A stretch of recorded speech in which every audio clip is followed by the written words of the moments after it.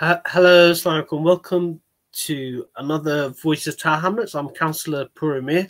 So today's video is kind of like a special video in the sense that we've got a special guest, and it's a basic 101 on COVID-19 vaccine and the implications around the vaccine. And the reason is that I'm getting so many videos on WhatsApp, all these WhatsApp messages people sending me of various videos with various questions. There's loads of discussions happening on WhatsApp groups about vaccine and COVID-19, etc. So I thought I'll have a conversation in a personal capacity with Dr. Umar Ebrahimsa, who's at the Barts Health Trust, an infectious disease doctor, or I'll let him describe how they describe themselves,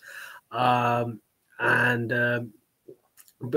basically we go back a long way. So I was in Bloomsbury, buying books and selling them,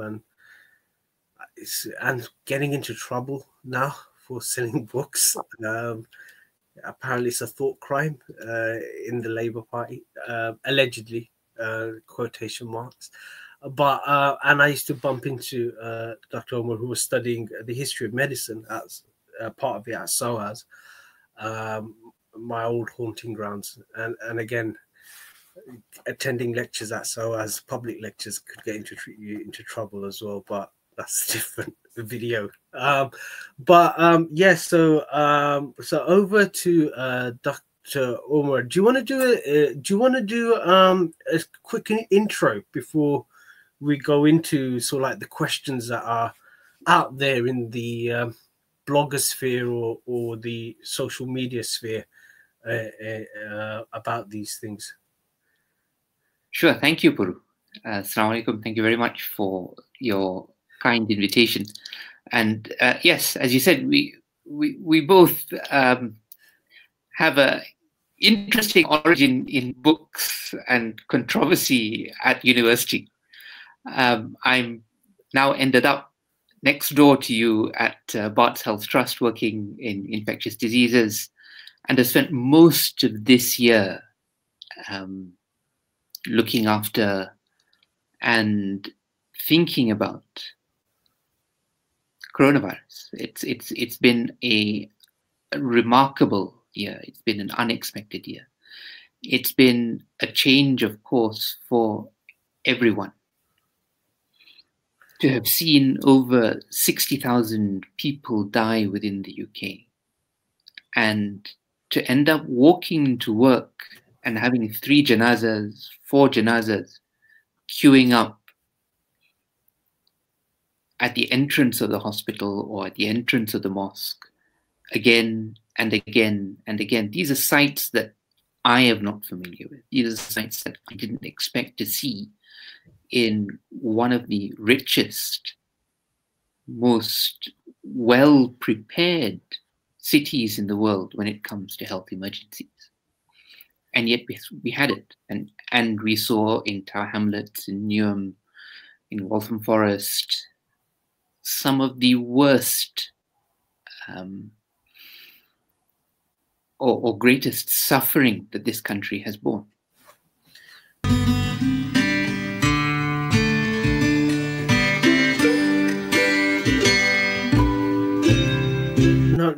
No, definitely. But what it is there's loads of stuff out there on the internet. So I'm part of all these WhatsApp groups. A lot of residents send me stuff as well. Just talk to them about it. So one of the issues that has been throughout the crisis is the coronavirus real? A lot of people, there's a lot of videos out there. And is the lockdown necessary? Is this some kind of conspiracy by the Chinese to smash our economy so we end up buying everything from China? But in a serious, a lot of people are doubting whether lockdown, whether these measures are necessary. They're citing the death rates. They're saying, look, the death rates are lower than, say, SARS, swine flu, or other, Ebola, for example. Yet we've shut down our entire economy. You know, and we've done, you know, a lot of people have lost a lot of jobs, a lot of businesses are suffering. Was it necessary to have lockdowns? Was it necessary to have tier 1, 2, 3 in London? We're in tier 3 now. A lot, you know, I have a lot of restaurant owners saying, look, why is this necessary? We're constantly losing.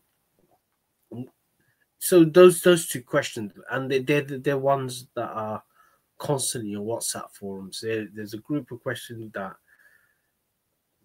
don't believe that's a real health emergency. Let's just put it that way. They don't believe it's a real emergency. And another set of questions questioning the measures that are taken. Is it necessary? So I just want you to, what's your thoughts on that? How would you respond to those kind of questions that are coming from a lot of people that I'm talking to? I think, you know, I sat at someone's bedside the other day. And they had spent 10, 12 days at home, feverish, struggling to breathe, with sudden onset shortness of breath. All the things that we've been seeing again and again throughout the year.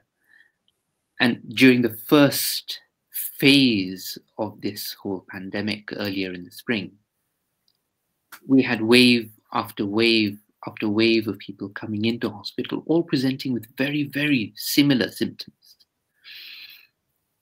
Something you don't see normally. You know, on a hospital somewhere like Newham, somewhere like Whipps Cross, where you're getting 60 or 70 people coming in over a 24-hour period,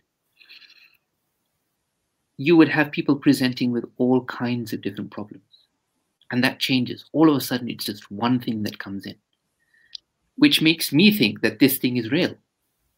I can almost feel it. I feel it in the lack of breath that people have. I feel it in the tears that are shed by their relatives when they can't come into the hospital to see them. So from a reality point of view, it's very real in my mind. But is it necessary? Like a lot of people are questioning the measures. A lot of people are pointing to and that's out, you know, a lot of people are pointing to the low death rates percentage per population, and a lot of people are questioning the measures. Was it necessary? Like from your point of view, how would you respond to that? So if you look back towards the end of last month, the last week of last month, over 3,000 people died during that week alone. Now, with over 3,000 COVID deaths occurred within that, and that's a quarter of all deaths, at a rate that is much higher than the rate that we're seeing within the population as a whole historically. This is the other thing to look at. If you look at the reality of this, and the hardest figure that you can look at is the number of people dying. The number of people dying is greater than the historical background, and it is. We have an excess death rate of at least 60,000 persons so far. Then there's a significant impact, and it's an impact above and beyond any other problems that this society faces. As to how significant this is, let me give you a picture. A lot of people say that this is just flu, that the mortality rate is similar to flu, when in fact we're looking at probably mortality rates 30 times higher than a seasonal flu, at least 30 times higher. If you're aged over 75, and you have the virus,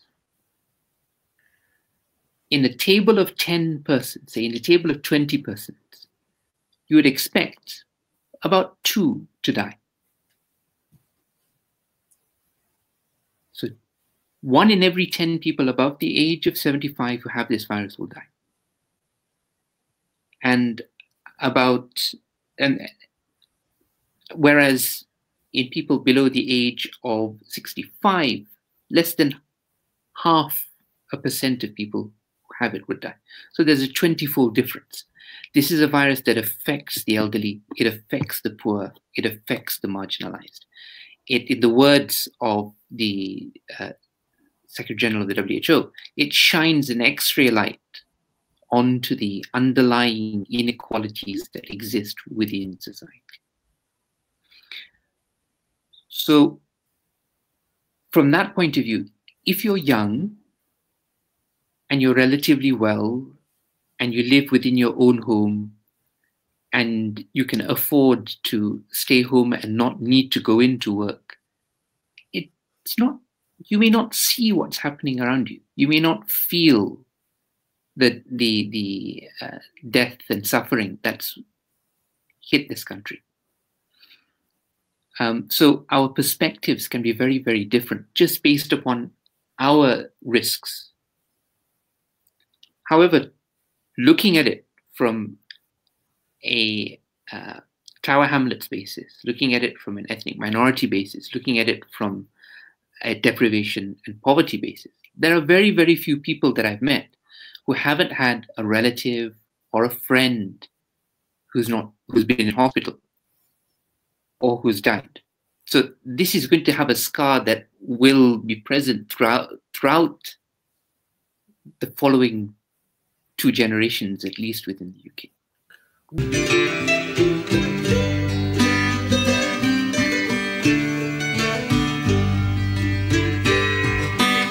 Well, now we kind of like have a light at the end of the tunnel in terms of the vaccine, but it's kind of confusing because there's all these drug companies with different kind of vaccines. You've got the Pfizer one, the Moderna one, AstraZeneca one, got Oxford University's own one,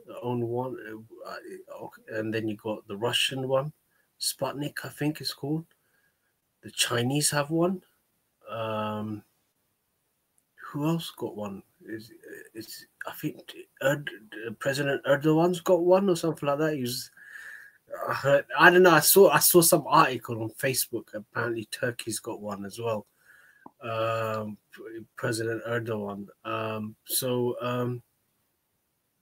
Yeah, it's kind of why do you need so many brands of vaccine? Is it like it's like Coke, isn't it? You got Coca-Cola, Pepsi, and then you got all these other Sainsbury's Cola. Is it like that? It's the same drink but with a different label. The washing powder effect. You walk down the washing powder aisle in the supermarket. Yeah. And you're surrounded, overwhelmed by the choice that you have. Yeah. Is it like that? Do they just basically do the same thing, but it's like one's more expensive than the other? Is that what it is? And you always go for the expensive one? So I think there's another element in this, right? There's a benefit in having that diversity. Because the more ways we have, the more suitable they are to the diversity of any human population. There will always be people who are unable to have one kind of vaccine, or in whom a vaccine may work less effectively. But isn't it the same thing? Isn't it like paracetamol in the sense that it works the same way? Or do these vaccines work in different ways?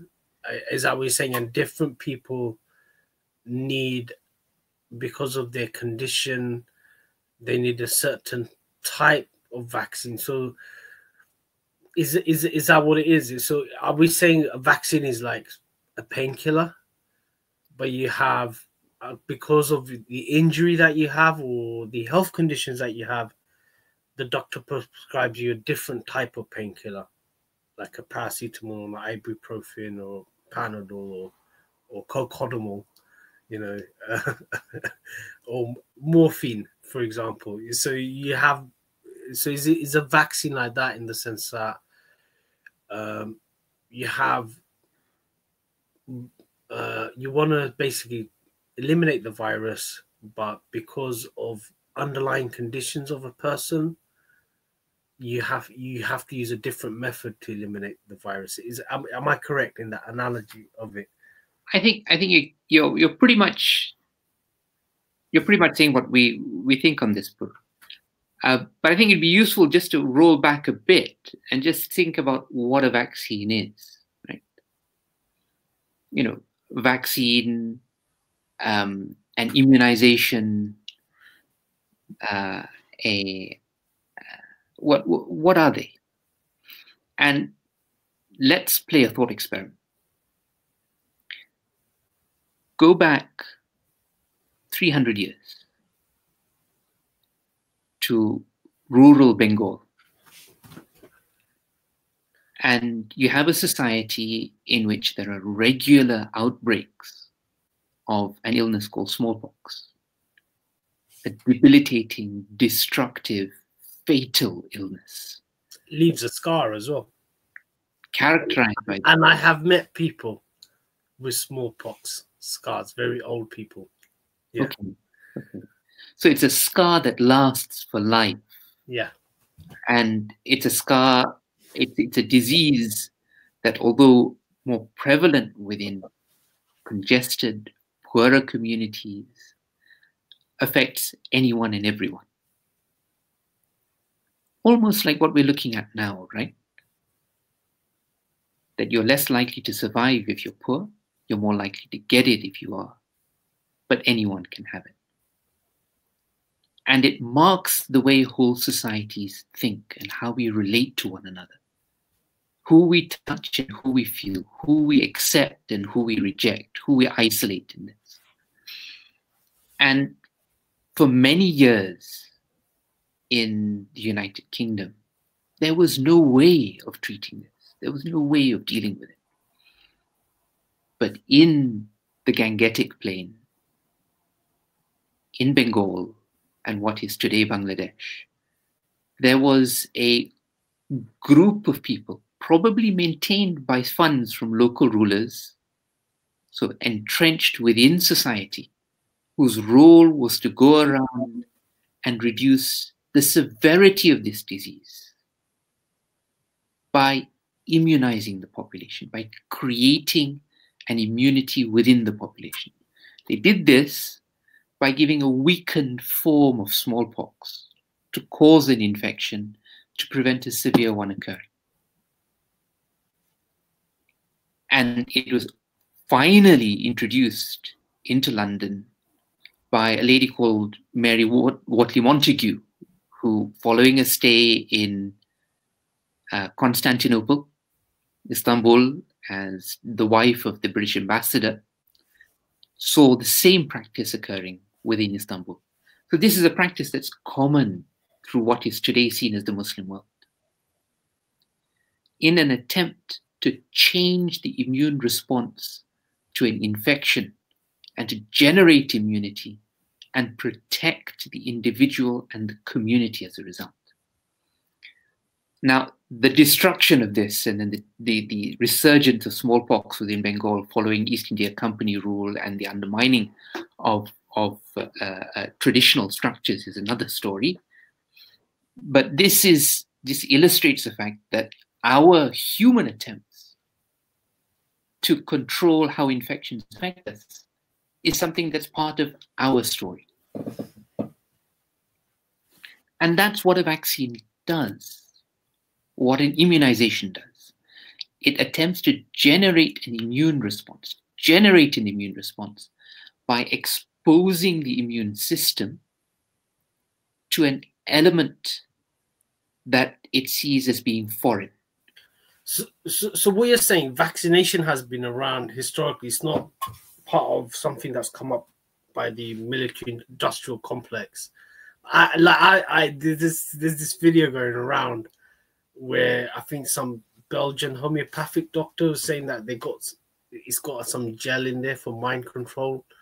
So what you're saying is that what Umar is saying is vaccination as a method has been around historically. It's not something that came out of big pharma. That is, it was before modern medicine or modern industrial medicine as a method of coping with outbreaks of diseases in Bengal or Istanbul, and then brought into Europe, etc. I think indigenous tribes, have their own forms of vaccination. I remember watching something about penicillin. Was Aboriginal tribes used to there was some fungus or something like that they used to put on their wounds, and it's from that. So a lot of modern medicine is actually medicine that's been around for a long time, but someone's figured out how to make money out of it. That's my understanding of it. A lot of this stuff used to be free, and then someone just patents it and makes money out of it and industrializes it. So that's probably the same with vaccination. It's been around. It's been around before 5G. I know there's some guy with a video saying the gel from the vaccine and the 5G will control us, but this has been around. So I just wanted, that's what he's saying. Guys, yeah, you can watch those videos, but you can watch this video and then you can make your mind up, kind of ish. Sorry. No, not at all, Pru. Yeah. So the whole purpose of immunization is to generate immunity, is to enable your body to overcome an infection when it encounters it. And the way to do that is to introduce the body to an element of the thing that causes that infection, so that it has a chance to test itself out against it. So the other thing is that it's not going to mutate our genes or nothing like that. This is just a weaker form of the disease, so we get infected anyway. So this immunization is you get a weaker dose to build up your antibodies. It's not like something's gonna. So like X-Men, like X-Men, like something. You see the cartoon, something happen, and then everybody starts getting superpowers. It's not like that. It's just a milder form of the disease. I'm just telling. This is what some people have told me, that is this gonna affect our gene pool? I'm like, good question. We'll come to that in a moment, because there are several ways in which you can introduce the infection into your body in a controlled manner to cause an immune response. So a lot of these infections, the infections that we look at, are caused by viruses, by bacteria. And most of the immunizations that we have available to us help in preventing infections by these viruses or bacteria. So what are you trying to do? If you think, we're all made up of different kinds of chemicals as part of us, right? And one of these is the protein. And viruses and bacteria have proteins. Viruses, if you like, are these protein packages. It's almost like a football or one of these toys with multiple surfaces, polygons, that have lots of proteins on the edge, and they have bits poking out. You may have seen the pictures of the coronavirus with its spike protein sticking out of the surface, and with structure at the end that can clasp on to another protein that's normally part of our cells, and then gain entry into a cell. And once it gains entry into a cell, then it starts replicating. And as it replicates, it causes all kinds of havoc and damage within the cell, and ruptures, kills it off, and then comes out, and then finds another cell to go into, and the process continues. And that process of propagation, replication, cell destruction causes illness in us. So to stop it, we have a lot of effort devoted to seeing what's the best way of stopping this virus getting into our cells. And what people have focused on is that spike protein, that arm with a clasp at the end, right? And how do you get the body to recognize this thing? And how do you then get it to produce antibodies to this? To attack it, basically. Exactly. So imagine that the virus is some kind of stealth bomber flying through the air. And what you need is a way to reveal it. Gotcha. And one of the ways of revealing it is to sprinkle this kind of dust of antibodies over it. That then enables you to see where it is and allows the body to attack it and remove it from circulation. And one of the key points about the immunization is that it's trying to create antibodies to this spike protein. And it's also trying to enable to get the body to recognize it so that the cells, the white cells within the body that scavenge all of this material, will be able to come in and almost like Pac-Man, chomp away at it, right? And get rid of that. And get rid of anything that has it on it. The things that will have the spike protein on it will be the virus. Gotcha. How do you expose the body to the spike protein? You can inject spike protein into the body. Like a weaker form, basically. And I think that's what the Chinese are doing. What you can also do is try and get the body to produce this spike protein. Okay. And in that way, you only have to introduce a small amount of the starter material. Is that what the Russians are doing?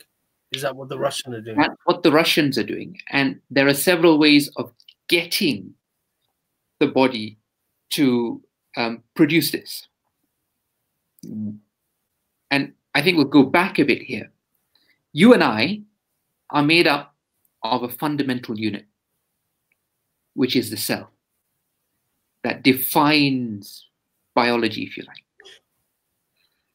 And in this cell is a section called the nucleus. And I think of it as a vast library. You know, a library that we've inherited from our forefathers that we will pass on to our children, filled with volume upon volume upon volume that tells the body how to create proteins. Each book, a different kind of protein. Is that what DNA is? That's exactly what DNA is. Gotcha. And then when you need to produce the protein, you access the book and you copy that chapter or that book and you send it out of the library as a letter. That then goes to the place where the proteins are made and is the code that's used to code for the protein. Gotcha. Now, that letter is mRNA, messenger RNA. No matter how many times you put these letters together, they never make up a book. They have a completely different role. They're never inherited by the offspring of that cell. They never go from you to your children. Got you. So that's why you need constant vaccination, generation after generation. Well, we'll come to that in a moment. So when that letter is used, it's essentially burnt. It's destroyed. And instead you have the end product, which is the protein that's there. What a number of these vaccine strategies are trying to do is get your body to make some of that protein. One of the most direct ways of doing that is by injecting that mRNA, that letter, into your cells. So by injecting one copy, one letter, you can make hundreds, maybe thousands. Is that what the Oxford University guys are doing? So the mRNA is the Pfizer and the Moderna vaccine. Okay. Gotcha. Right? This is the vaccine that German-Turkish couple have gifted to the world, if you like. Gotcha. And another way of trying to get your body to produce that protein is actually to introduce the step just before the mRNA, right? But outside of the nucleus. So nothing to do with the nucleus. You use, tell me what happens to you when you're exposed to a virus, Puru? You breathe it in. What does it do? What does the virus do immediately? You start producing, yeah, it has an impact. It produces a reaction in your body. Exactly. So it produces a reaction in your body. And you start producing fluids, etc. So it normally runny nose, a lot of phlegm. Exactly. So all of this is a product of the virus being active within you. But what it does also is it gets into your cells. And viruses are very good at getting stuff into your cells. So instead of just fighting the virus, why not make use of that mechanism? So you deliver this into the cell, Gotcha. Just before the letter, not the book, just before the letter. Deliver it in, create more of these letters, and produce even more of these proteins. So that when that cell then exports these proteins out of it, the body's immune system sees them and recognizes that these aren't proteins that the body's producing normally, and it starts developing a way of controlling anything that has that protein. And you have an immune response. Gotcha. So you have the Moderna and the Pfizer route, which is to bring the mRNA in, that letter in, and inject it into the cell. Or you have the British and the Russian route, both using similar viruses. The British one using a monkey cold virus, which affects monkeys. The Russians using a cold virus, which affects humans. In order to deliver the code for the protein. And these are viruses that don't reproduce. Gotcha. So they never change your own DNA. Gotcha. You never inherit this. Gotcha. So, but for a vaccine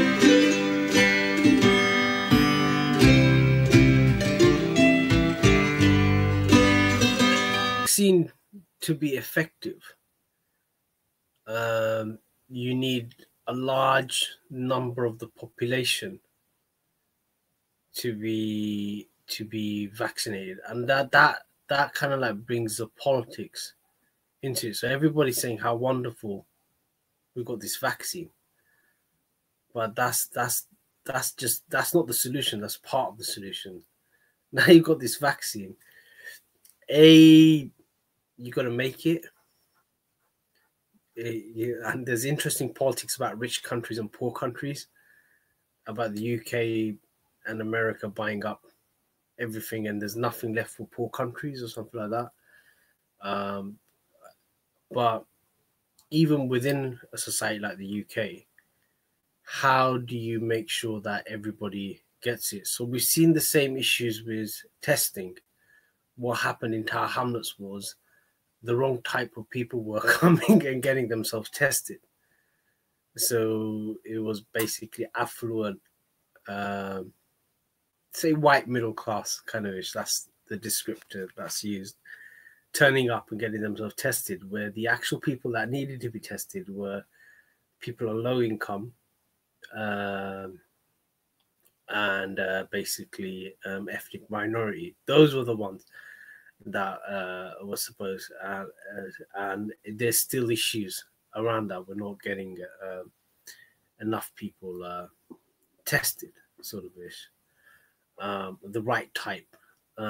So it's the same thing with the vaccine. I could see the vaccines coming up, or everybody who's upwardly mobile ringing up their GP and getting themselves done. But then there's loads of people who are not upwardly mobile. You've got people doing 12-hour shifts. You don't have time to ring the GP up, or more than 12 hours. A lot of people doing more than 12 hours. You've got people with language issues. You've got people who are on the run, undocumented migrants. I think there's 1 million undocumented migrants in London alone. That's just in London. You've got very marginalized communities like traveller communities, or other minority communities that are very marginalized, very isolated. How do you get the vaccine out to those people? And that comes on top of a decade of where we're having to cut public services, and inequality has grown. So in Tower Hamlets, it's the third richest borough, but we have the highest child poverty rates. I think 60% of all children grow up in poverty here, in the shadows of Canary Wharf and the City of London. So the issue is, we need to overcome those barriers to actually administer the vaccine, to get the uptake. Is that, would you it's a different approach to healthcare, because you have to be proactive. You can't wait for people to turn up. You have to basically go out there with the needles and start jabbing people, kind of issue. You can't expect them to turn up to you. So I think what needs to be addressed before that, and what you're doing very helpfully in this, is looking at issues of trust. Yeah. One of the big issues we've had, if you look at, say, the UK, and you look at examples like New Zealand, is the lack of trust within existing political, economic, and even health provisions, that services that are there within the UK, as opposed to, say, widespread trust and support for policy that's been there in countries such as New Zealand. And the debates we're having now about why it's important for people to get the vaccine, and why it is people are skeptical about this, and why it's likely that anywhere between 40 and 50% of the UK population may turn around and say, no, thank you. Yeah. To what seems to be a relatively safe process, I think needs us to look at this issue of trust, and how we gain that trust, and how we ensure we're transparent. And you're right. We've spent a decade underfunding public health since 2012, year on year, cutting the branch that we're sitting on, and making sure that the vital services that we need to identify potential pressures and threats to the health and well-being of communities are affected.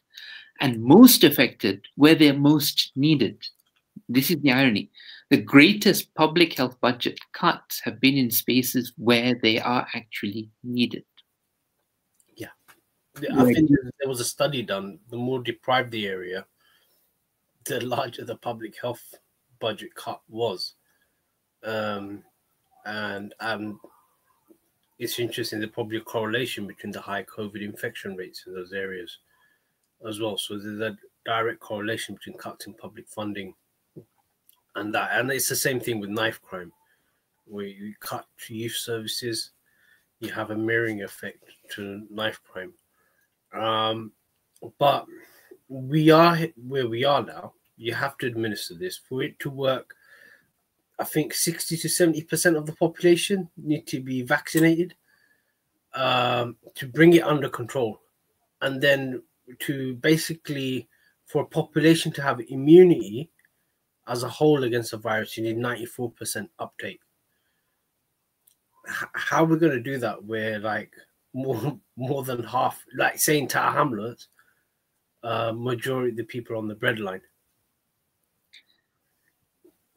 So ironically, the thing that will help us is the scarcity of vaccine. Really? Explain. So in a situation where you have a limited number of vaccines now available, and where there is a scarcity, there are multiple producers, then access through private means has to be restricted.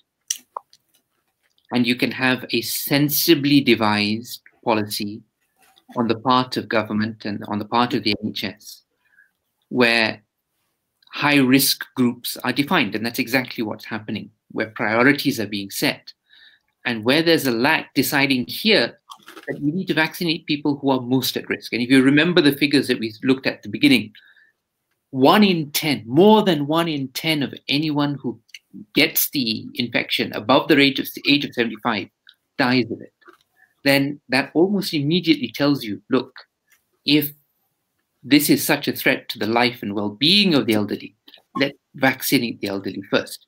So those above the age of 80 and in care homes, and those looking after them, who might unwittingly pass on this illness to them or pass it would be the highest priority.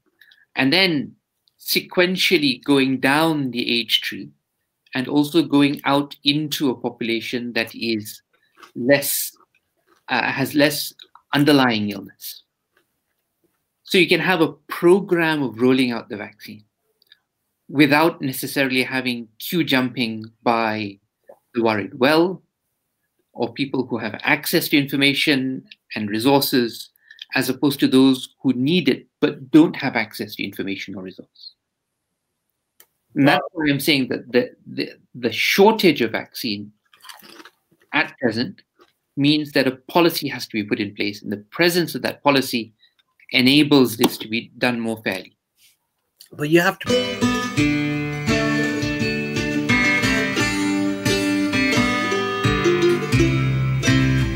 persuade people to take up the vaccine. I can't see a law coming out saying that if you don't take the vaccine, you'll go to prison or something like that. I can't see them bringing a law like that, you know. And even then, if they did that, I think it'd be counterproductive. A lot of people will take the hit, you know, be martyrs, kind of ish. So the issue is we need to persuade people to take up the vaccine. And to be honest, there's more videos out there. I get sent more videos on not to take the vaccine than to take the vaccine. I'll be honest with you. That you know, it's not on Facebook. A lot of the stuff, probably Facebook is monitoring it, but it's sent on other messaging, like short videos, etc. Articles as well. So that's I'm just telling you, that's what's out there. More people are minded. People who read. Obviously, there is a certain percentage of the population that follow whatever an authority figure tells them to do, kind of ish. But there's a certain percentage of the population who read or, you know, self-inform themselves. And the conversation amongst the self-informed people is there's more information about not taking the vaccine than taking the vaccine. That's the reality. So how do you get that 60, 70% or 94% when you have a skeptical population? So we need to work with people. We need to discuss. We need to be open. We need to be able to address people's problems. And I'd be happy to do that with you. If anyone following the video wants to engage on that, or anyone else within the ward would like to discuss this, I think we should work together on this. Because we need to help ourselves. And we need to help ourselves by assessing the information that's out there sensibly. And by realizing that we are given a capacity. We're never tested beyond our means. And consequently, we are not the butt of conspiracy theories, right? That we have agency, and consequently we can do something about this. And looking at the data that's come out, what's happened in the last few days, and reasonably remarkable, that with the Pfizer vaccine and the Moderna vaccine, any vaccine that comes into a population, you have regulatory authorities in the UK, for example, or the US, who review the trials that have been done. And if you look at Moderna, some 15,000 people have been vaccinated with this and followed up for the last few months. With Pfizer, something in the range of 20,000 people. With Oxford, something in the range of about 7,000. This is all in the studies they've published. Even more people have been vaccinated that they're following up and will publish later. So between them, you're looking at almost 40,000 people who we know about who've had the vaccination, who for a week have had to keep diaries after each of their vaccinations of mild symptoms, just a slight cold-like symptom, muscle aches, pains, minor issues, or even if there's a slight redness at the site. And then subsequently are followed up for at least 2 months and will be followed up for a year. So there's a lot of safeguarding behind this. And when these companies submit an application to these regulatory authorities asking to be able to have the vaccine licensed, they need to declare all the data that they have to the authority. And recently, the Food and Drug Authority in the States, the FDA in the States, has published all of the papers and all of the data that Pfizer and Moderna submitted and their analysis of this. So it's now in the public realm. But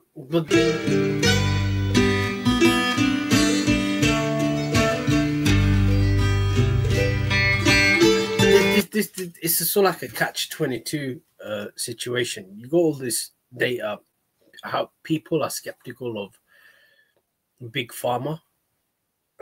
They're right to be. I think there's loads of issues about big pharma, how modern medicine is done, especially in terms of profit making. People are skeptical of governments. They're right to be. Governments. People are skeptical of the mainstream media as well. People are skeptical of government messages. But it's a fine balance in the sense that we can't force people.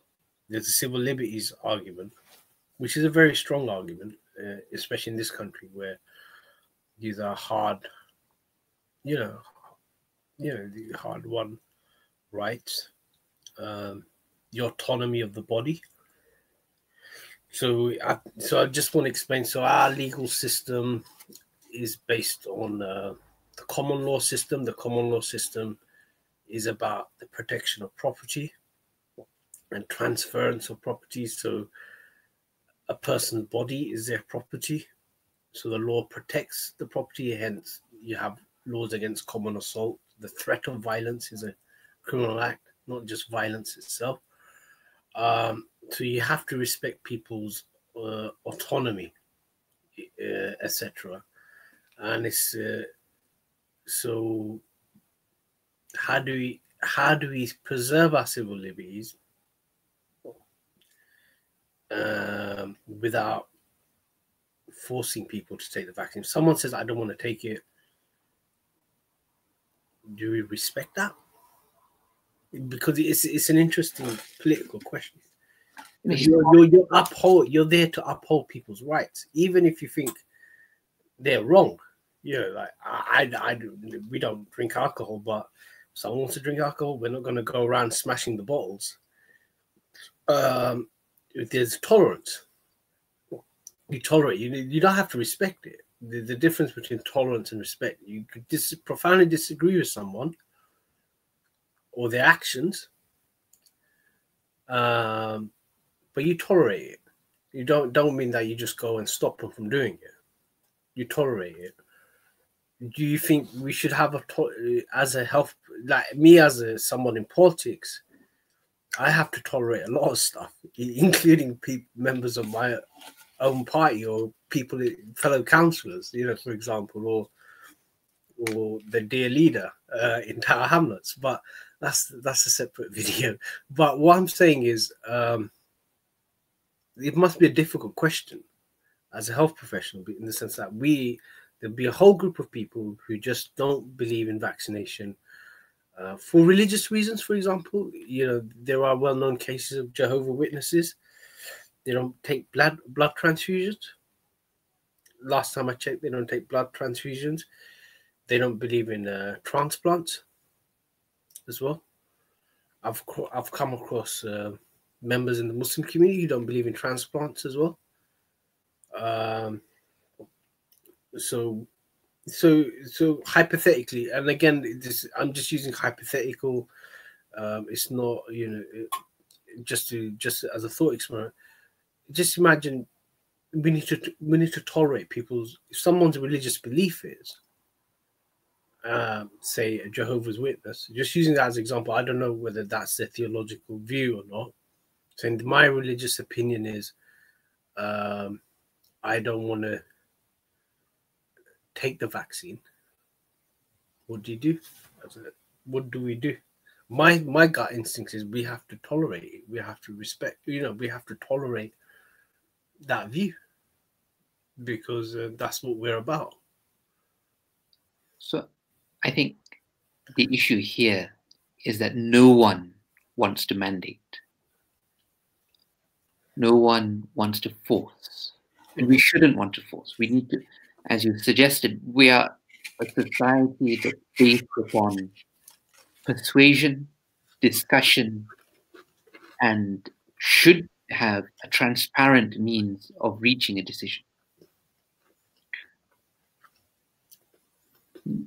Historically, compelling people to take vaccinations has been counterproductive.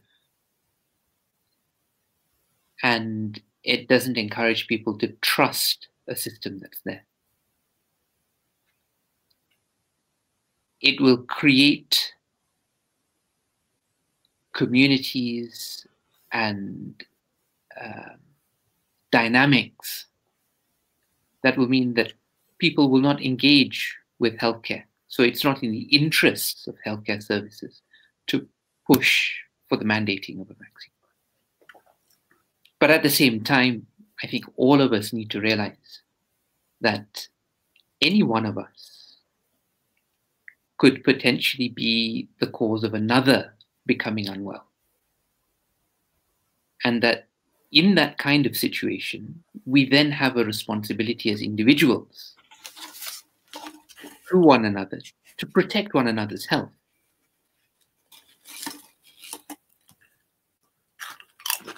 But the vaccine itself is not a treatment. It's an attempt at preventing people becoming unwell. Yeah. And although it is safe, and although it has been extensively followed up on at least 40,000 people for the number of months that this virus has been around, it still has side effects. So how can I, with all conscience, go and force someone else to have a vaccination which is incredibly safe but has risks to it? And these are risks of swelling at the site of an injection, fever, feeling unwell, but for a short period of time. How could I force someone to have that when that goes against everything that I have encouraged other people to do during my life? I totally agree. My thing is, it's all about persuasion. That's what it is. We have to win the battle of the argument. If you're having to force someone to do that, means you failed in your argument. You need to, and my thing is, you need to go back and brush up on your arguments. Absolutely. That's what it is. Absolutely. and we shouldn't call people. We shouldn't be intolerant towards people who don't want to take it. That's my personal thing. I'm not going to call you. We just need to persuade them. Say, look, what is your concern? I think we need to persuade people. We need to be able to address people's concerns, to relate to people, not call them out, not call them out. But at the same time, we need to make decisions based upon what is actually the case. We need to extricate ourselves from a disempowering conspiratorial mindset or conspiracy theory mindset. No, I totally agree with that. But then there is a powerful. I totally agree. But then, if someone's made their mind up, conspiracy theories are like religious beliefs. Let me just explain what I mean. It's based on an assumption. The conspiracy theory is based on assumption, and then you have logic. A logic developed from that assumption. Now, the assumption could be completely wrong, not based on facts, but then you have a logic to it which is based on facts. That's what it is. That's what it is. Someone's made their mind up on an assumption, no matter what contrary evidence you give, because it's based on an assumption, it's not going to shift. So unless they have a paradigm shift kind of issue on that basic assumption. So it's something you cannot negate, right? No, you might know that if we have an idea and you want to check whether it's right or wrong, you test it. With a conspiracy, it's something that can never be tested because there will always be something else that comes in. Yes, and it's part of a wider malaise in society about people being disempowered in society. That's what it is. That's my thing, in the sense that it's just the people who are involved who talk about conspiracy theories are, in my experience, are people who are at the bottom of the socioeconomic. You don't get that. You don't get conspiracy theories when people are having wine and crackers, and cheese, fine cheese. There isn't. They talk about house prices. The house prices, holiday in Antigua, and some random theater play or some art gallery thing. That's my experience. Anyway, I could be wrong. I could be prejudiced. Probably not all people at these parties talk like that, but that's my experience. But when you go to people who got it hard, say, for example, taxi drivers or lorry drivers or delivery drivers, the conversations are different, and that's my experience, and it's to do with disempowerment. But my thing is, we need to give the information, we need to persuade people, but we shouldn't be intolerant if they disagree with us. I don't know. What do you think? No, absolutely. We shouldn't call them stupid. I feel we shouldn't call them stupid or violent society or the enemy or anything like that. And I know some of my colleagues are, and they always blame everything on people's behaviors, even their own incompetence. But that's a separate thing. But it's always someone else's fault. But what it is, that's my take on it, because I personally, it's a civil liberty. I don't have the answers, but I feel very uncomfortable not respecting someone's wishes if they have a deep held conviction in that. I agree. No one should be compelled in this. There has to be open debate. There has to be access to this information available to all members of society, and all individuals have to feel welcome to that forum where they can exchange this view. But what we need is an exchange of views based upon the facts as we know them. And we really need to free ourselves from the chains of various conspiracies that are going around. No, definitely. And I think the violence of sentiment that underlies both the ridiculing of anyone who might oppose or reject a vaccination, or the sense that anyone suggesting that you should get a vaccination is in the pay of everyone else. Both of those positions suggest an uncertainty on the part of the individual who's being violent, who's casting out the other, because they are not sure of the ground that they're on. It's a tough one. It's a tough one because I remember watching this black and white movie. It's a British movie.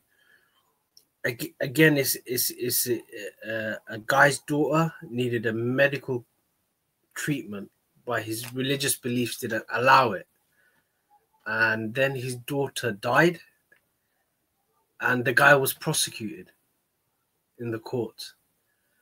But he came across sympathetic, the film director, and he made the analogy of, Abraham, sacrificing, yeah, and this is, etc. But so I think it is. I think we just need to be tolerant, and we just have to persuade people. And what it is if anybody has any questions, etc., you could field them to me, and I could field them to Umar, and then field back.